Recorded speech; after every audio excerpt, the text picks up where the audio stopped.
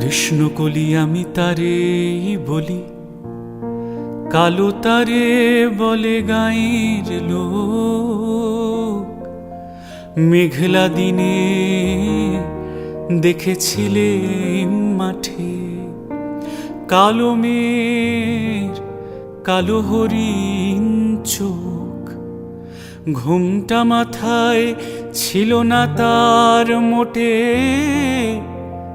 মুক্ত বেনি পিঠের পরে লোটে।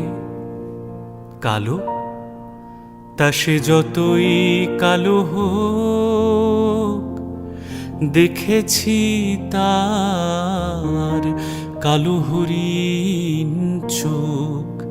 কৃষ্ণকলি আমি তারে বলি। কিন্তু এই 2026-এ দাঁড়িয়ে সবাই কি কালো হরিণ চোখ খোঁজে? আমার মনে হয় খোঁজে না। কবি অর্জুন মিত্রের একটা লেখা আপনাদের শোনাই। কৃষ্ণকলি কেউ বলে না তাকে, কালো তাকে বলে পাড়ার লোক। মেঘলা কোথা, সবকটা দিন খরা, কেউ দেখে না কালো হরিণ চোখ।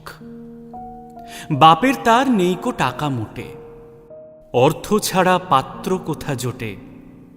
কালোই তা সে যেমন কালো হোক, কেউ দেখে না কালো হরিণ চোখ। লোডশেডিংয়ে আধার হলো দেখে পাত্রপক্ষ করছিল যাই যাই। কালো মেয়ে ব্যস্ত ব্যাকুল পদে, ভেতর হতে ত্রস্ত এলো তাই।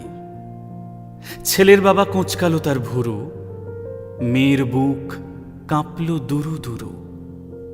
কালোই তা সে যেমন কালো হোক, কেউ দেখে না কালো হরিণ চোখ। পুবে বাতাস এলো হঠাৎ ধেয়ে, বোগেনভিলায় খেলিয়ে গেল ঢেউ। জানলা ধারে দাঁড়িয়ে মেয়ে একা, রাস্তা ধারে ছিল অনেক কেউ।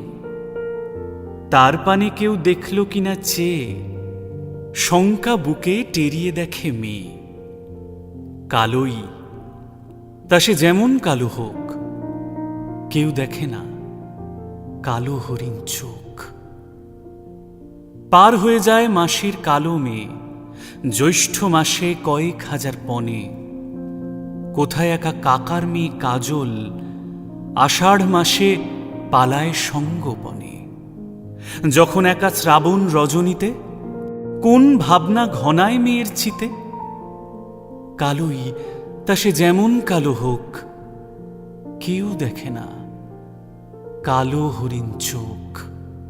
কৃষ্ণকলি কেউ বলে না তাকে, কালো তাকে বলে পাড়ার লোক। দেখেছিলেন সিলিং থেকে ঝোলা কালো মেয়ের বিস্ফারিত চোখ। কিচ্ছু বোঝার দেয়নি অবকাশ, শাড়িখানি হলো গলার ফাঁস। কালোই তা সে যতই কালো হোক,